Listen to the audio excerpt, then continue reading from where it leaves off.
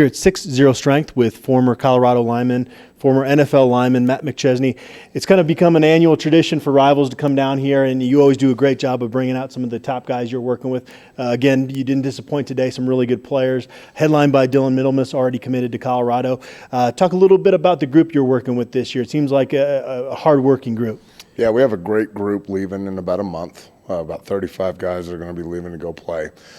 This next year's class, the assumption was it was very thin at the beginning of the year, and I think that it's gaining more depth as each and every day goes by. And the group we have in here, headlined by Dillon and Brave and Rope and Big Frank and Gator, you know, those kids really, they bust their ass every day. They come to work every day. They realize the example set by Sam Jones's class and Brody Westmoreland and Ryan Cummings and Alex Ruth and all these other kids that are now leaving to go play.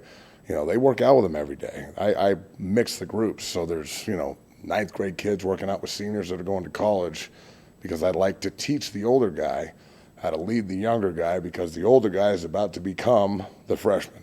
So, it's a little bit of a power struggle there. But they learn so much from the other group, and everybody works their ass off so hard every day, and I demand such accountability that by the time they don't even realize it, but by the time they leave, they're already in the college mindset. They already know how to work. It's expected that they do everything correctly. Responsibility is the number one thing, and then after that, it's all personal accountability and going after each workout every day with the objective to get better, to get bigger, stronger, faster, but also the mental side of things. Mental toughness is such a big part of college football.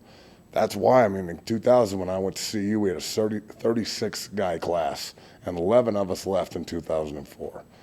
So that's 2/3 of my class were gone because they couldn't hack it. All right, they couldn't hack it mentally. And that goes for top guys in our class, from Marcus Houston to Craig Oaks, who could not hack it mentally, who were soft, to, the lower half of our class, the guys that walked on, who ended up starting for us when they were seniors, just because they were tougher than everyone else. So I tell all these kids all the time, look right and look left. And in 2 years, one of those guys is not going to be playing ball anymore. So if it's truly important to you and you're in this room competing voluntarily, you better give your best effort or we will run your ass out of here. That's the best part about 6-0 is I'm not trying to retain every client. Other training facilities and Lifetime and other places that train athletes, they are trying to get clientele and hold on to clientele. I am trying to get people in the room that want to be here, want to compete, and if you can't hack it, you're gone. And you know the difference. Guys know the difference. You have to earn the respect of the men in the room, and then you become part of the family, and we roll.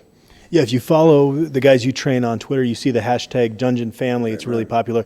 Is that kind of the origin of it, to make it something special to be a part of versus just, coming here and going through the motions every day? Well, in college, especially in college, the NFL, the 6 years I spent in the league, it's all business.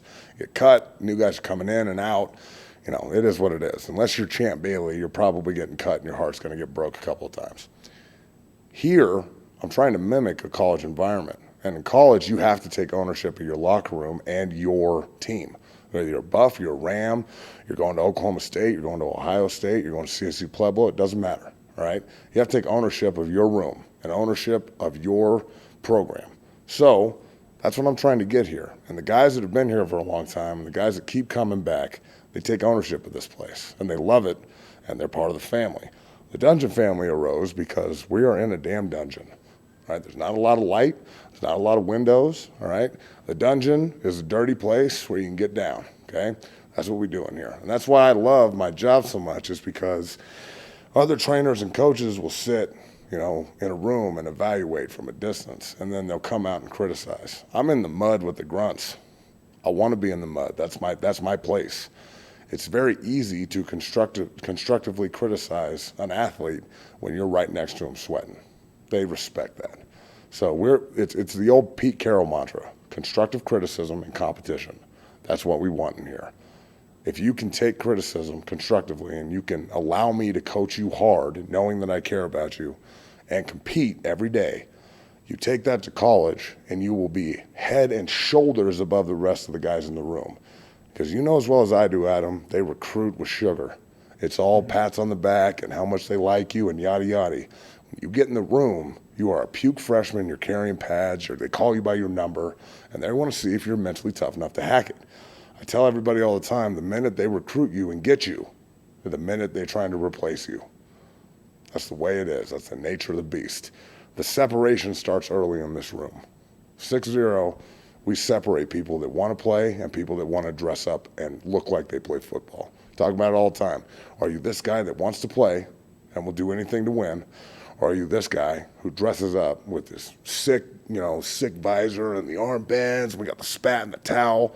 He might as well play and dress up with my niece. You know what I'm saying? Yeah. So there's two different guys, and we're looking for a whole lot of guys that just want to play.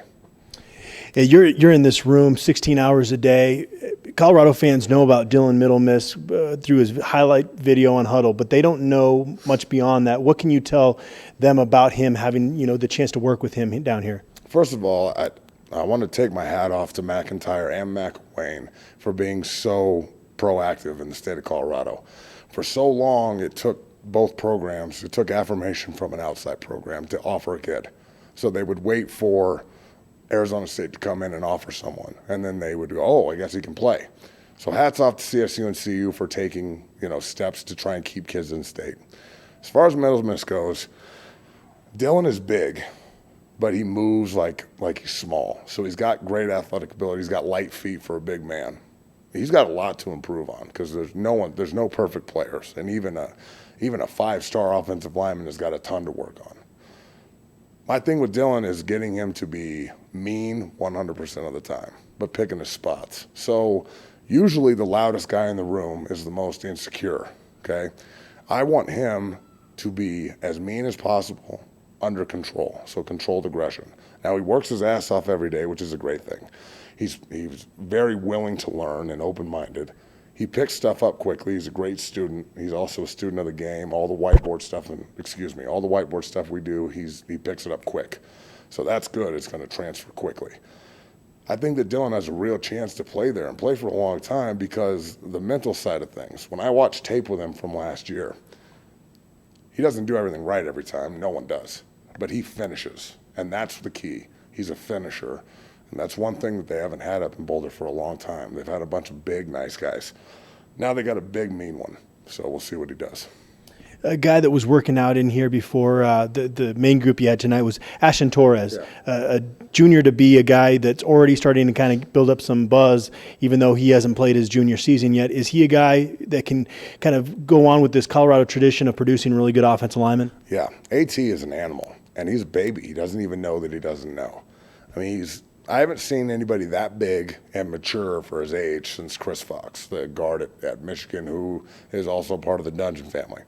Ashton has been coming to me since he was a freshman, and he'll be coming to me until he leaves to go play college football. He's huge. He's very mobile. Again, he doesn't know that he doesn't know. He's still learning. He's still developing. I'm trying to get him from a mental aspect, understanding that you can push as hard as you want to every time. It's not selective effort. You don't go as hard as you can one set and then kind of slack off the next. So he's getting better and better every day. But that's another kid. I mean, the longer teams wait, the harder it's going to be to get him. So I'm telling you out there, you better get in line for this kid because he can play, and he's going to prove it this year as a junior. He's played as a freshman at Cherokee Trail. He started as a sophomore, with a team with Evan White and all those guys on it. And now he's going into his junior year where he's a leader and he's a big dog, and he's another kid that loves finishing guys. So I expect big things out of him this season, and I'm telling you, colleges better hurry up and get on this one because he's a player.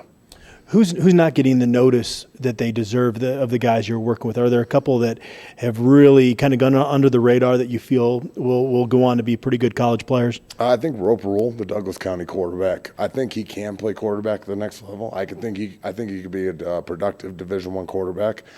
I've told him since day one, be ready for that phone call about safety.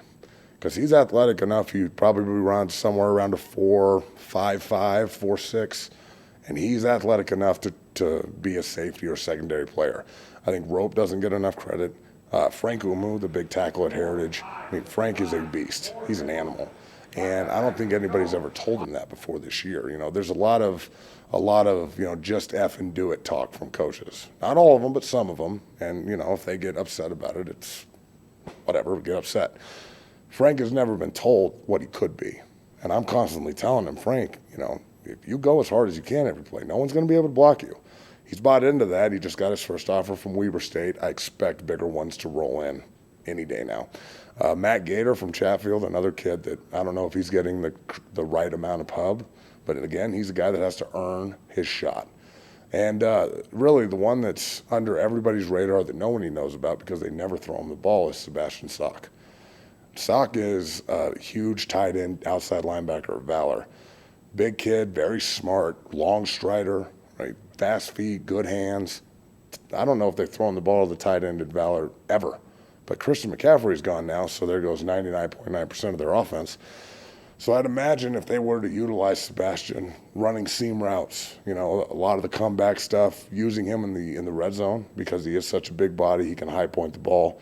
I think he would be a big-time asset to them. And, again, whoever takes a waiver on a lot of these kids, whoever does take a chance, they're going to get somebody that works hard, understands what it's like to grind. They're responsible. They're good people inside and outside the classroom. We don't let anybody with bad grades in this room. If you can't cut it academically, you can't play, so why train? So you're getting a complete person when they go to college. You're not just getting a football player. There's a ton of guys in here that are under the radar. Pat Healy from Littleton, Salazar from Rangeview, a ton of guys that just need a look, and that's what I'm trying to provide. Good stuff, Matt. Well, we'll be back down here with one of our national recruiting analysts. As always, we appreciate you opening the doors, and we'll be back here soon. Thanks, Matt. Man, Adam. Thanks, you, bro. Thanks.